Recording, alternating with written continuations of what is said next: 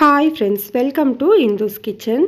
இன்றைக்கி நம்மளோட கிச்சனில் ரொம்ப டேஸ்டான ஒரு பர்ஃபெக்டான இட்லி பொடி எப்படி செய்கிறதுன்னு பார்க்கலாம். இதை பார்க்குறதுக்கு முன்னாடி இந்துஸ் கிச்சனை சப்ஸ்கிரைப் பண்ணாதவங்க சப்ஸ்கிரைப் பண்ணிவிட்டு கூடவே பெல் பட்டனையும் கிளிக் பண்ணி ஆளுங்கிற பட்டனையும் கிளிக் பண்ணிக்கோங்க. அப்போது தான் நம்ம போடுற வீடியோஸ் எல்லாமே உடனே உங்களுக்கு நோட்டிஃபிகேஷனில் வரும். இட்லி பொடி செய்கிறதுக்கு ஃபர்ஸ்ட் ஒரு கடாயில் மெஷரிங் கப்பில் 1 கப் அளவு உளுந்து சேர்த்துக்கிறேன். நீங்கள் எந்த கப்பில் உளுந்து எடுக்கிறீங்களோ அதே கப்லையே மற்ற எல்லா பொருட்களையும் மெஷர் பண்ணிக்கோங்க. ஸ்டவ்வை லோ டு மீடியம் ஹீட்டில் வச்சுட்டு இந்த உளுந்துலேருந்து நல்லா வாசனை வந்து இந்த உளுந்து பொன்னிறமாக மாறுற வரைக்கும் வறுத்துக்கோங்க. பாருங்கள், இந்த அளவுக்கு நல்லா பொன்னிறமாக வறுபட்டு வந்திருக்கணும். இப்போ இதை ஒரு பிளேட்டில் கொட்டி ஆற வச்சுக்கலாம். இப்போது அதே கடாயில் மெஷரிங் கப்பில் 1 கப் அளவு கடலைப்பருப்பு சேர்த்துக்கிறேன். நீங்கள் எந்த கப்பில் 1 கப் உளுந்து எடுத்தீங்களோ அதே கப்பில் 1 கப் அளவு கடலைப்பருப்பு சேர்த்துக்கோங்க. ஸ்டவ்வை லோ டு மீடியம் ஹீட்டில் வச்சுட்டு இந்த கடலைப்பருப்புலேருந்து நல்லா வாசனை வந்து கொஞ்சம் கலர் மாறுற வரைக்கும் வறுத்துக்கோங்க.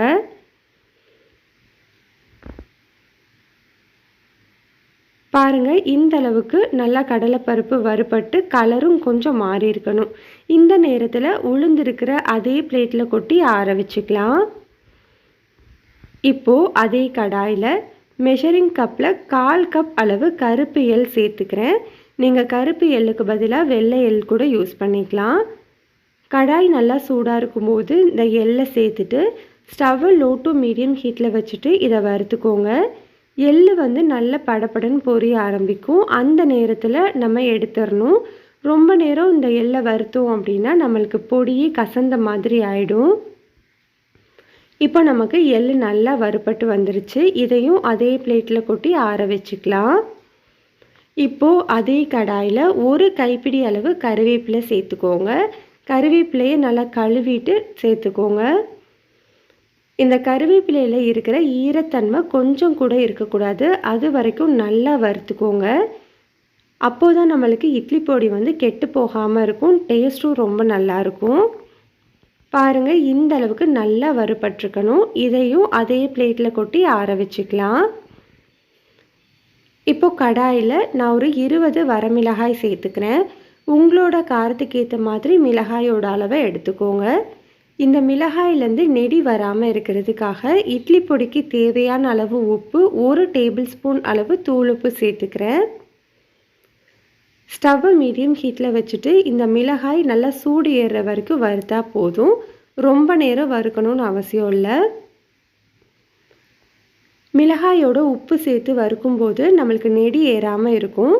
இப்போ மிளகாய் நல்லா சூடு ஏறி வறுபட்டுருச்சு. இதையும் அதே பிளேட்டில் கொட்டி ஆற வச்சுக்கலாம். இப்போது கடாயில் கட்டி பெருங்காயம் இந்த அளவுக்கு எடுத்துருக்கிறேன்.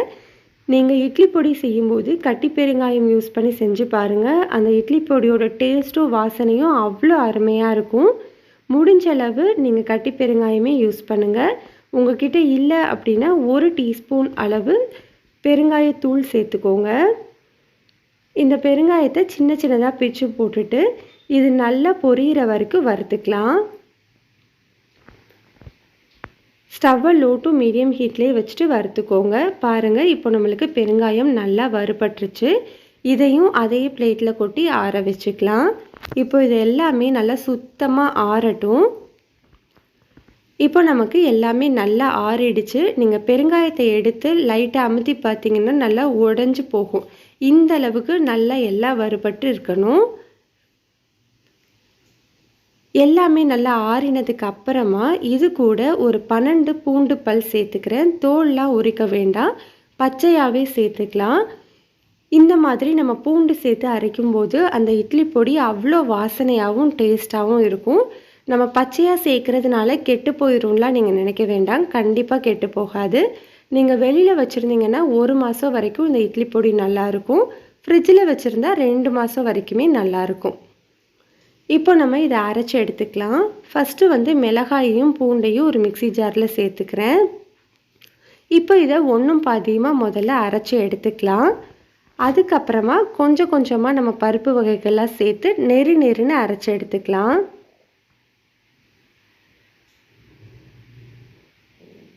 பொடி கொஞ்சம் எக்ஸ்ட்ரா நான் செய்கிறதுனால கொஞ்சம் கொஞ்சமாக போட்டு எல்லாத்தையுமே அரைச்சி எடுத்துகிட்டு வந்துடுறேன். நான் ஒரு 4 பேட்சாக அரைச்சி எடுத்துருக்கிறேன். பொடியோட கன்சிஸ்டன்சி பார்த்திங்கன்னா இந்த மாதிரி இருக்கணும், நெருன்னு இருக்கணும். இப்படி இருந்தால் தான் நம்மளுக்கு சாப்பிடும்போது நல்லா டேஸ்ட்டாக இருக்கும். இப்போ இதை ஒரு கரண்டி வச்சு நல்லா கலந்து கொடுத்துக்கோங்க. ஏன்னா நம்ம பேட்சாக அரைச்சிருக்கிறோம் இல்லையா, அந்த காரம் உப்பு எல்லாமே ஈக்குவலாக மிக்ஸ் ஆகிறதுக்கு நல்லா கலந்து கொடுத்துக்கோங்க. அவ்வளோதான், நம்மளுக்கு ரொம்ப ரொம்ப டேஸ்ட்டான இட்லி பொடி ரெடி ஆகிடுச்சு. கண்டிப்பாக இதே மாதிரி நீங்களும் செஞ்சு பாருங்கள். டேஸ்ட் அவ்வளோ சூப்பராக இருக்கும். இந்த ரெசிபி உங்களுக்கு பிடிச்சிருந்ததுன்னா லைக் பண்ணுங்கள், ஷேர் பண்ணுங்கள், கமெண்ட் பண்ணுங்கள். மறக்காமல் இந்துஸ் கிச்சனை சப்ஸ்கிரைப் பண்ணிவிட்டு பெல் பட்டனையும் கிளிக் பண்ணி ஆளுங்கிற பட்டனையும் கிளிக் பண்ணிக்கோ.